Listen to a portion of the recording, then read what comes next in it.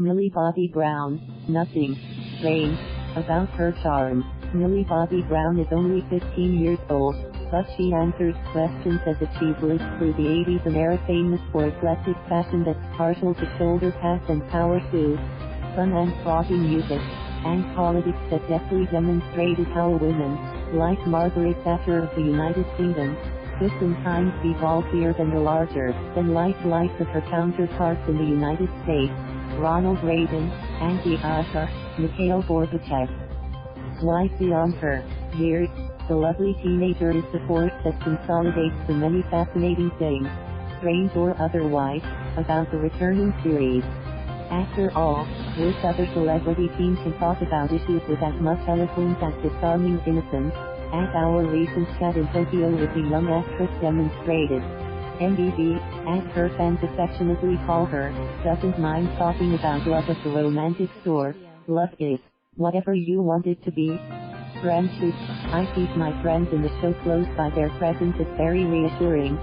On-screen kissing, it was awkward because, like real life, you don't really know what to do.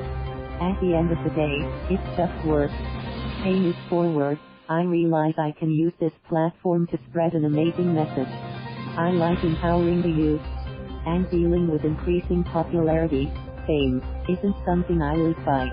I have one job, and that's to act. The new sinister presence in Netflix's cult favorite Stranger Things, which began streaming its third season last Thursday, keeps viewers on the edge of their seats. But it's just as fascinating to meet the actress face to face, armed with a friendly smile and a soothing presence. Its many adult stars are as guarded as heck with their answers. Millie peppers hers with candor and charm, even with fly-on-the-wall remarks about makeup and styling changes. For Season 3, the colors are more vibrant, she disclosed when asked about the styling changes and decisions for her telepathic and telekinetic character. And, this time around, Elle will be showing a little leg, laugh. Yes, I have a say on what to wear in the show, all the kids do, actually. That's the thing about the Duffer brothers, the show's creators. They allow us to explore things that would make our characters work, even with details about her hairstyle. Okay, this is first-hand, I've never told anyone this, she said with a mischievous grin and a conspiratorial tone. One day, we were on set prepping to see what my hair would look like for Season 3.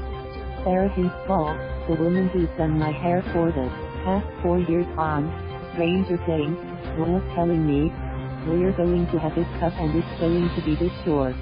And it'll just be my natural brown hair color. But then, Sarah was like, if we didn't tell the Duffer brothers, we could just dye it blonde a little bit. And I was like, we're not gonna tell them at all, we'll just keep it secret and hope for the best. We'll make an excuse that I've just been a little bit under the sun. And they didn't notice for 4 months. Coming clean, but we had to tell them eventually. One day, they came into the hair room, where I was just getting it ray-dyed. They were like, what are you doing? Single quote, I said, I'm just dyeing my hair. And they said, you're not dyeing your hair for the show. So, I came clean. Well, we've been dyeing it for the past 4 months and you have no idea, laugh. She also knows how to tell a good story, like her trip to Indonesia 2 years ago. We were there on vacation, she recalled. But we had to drive across the country for about 20 hours, from Bali on our way to Jakarta.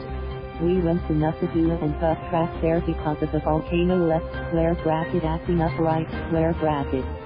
So, we drove to Surabaya, then to Jakarta. That was an unforgettable road trip. Millie may be young, but she knows there's a certain responsibility that comes with being popular. She knows only too well the influence she wields on her young fans, especially after she was declared UNICEF's youngest ever Goodwill Ambassador during World Children's Day last year. As she explained to us, she is using her global platform to help raise awareness for children's rights and issues affecting the youth, such as lack of education, safe places to play, and the impact of violence, bullying and poverty. Pretty serious stuff for someone so young.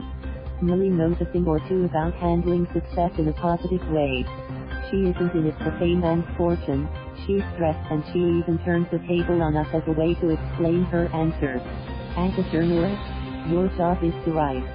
Mine is to act, which is my most favorite thing in the world. It's not to be famous, she quipped. With UNICEF, I'm just glad to have been given this platform that allows me to more than just act. I want to help children fulfill their dreams and get what they deserve.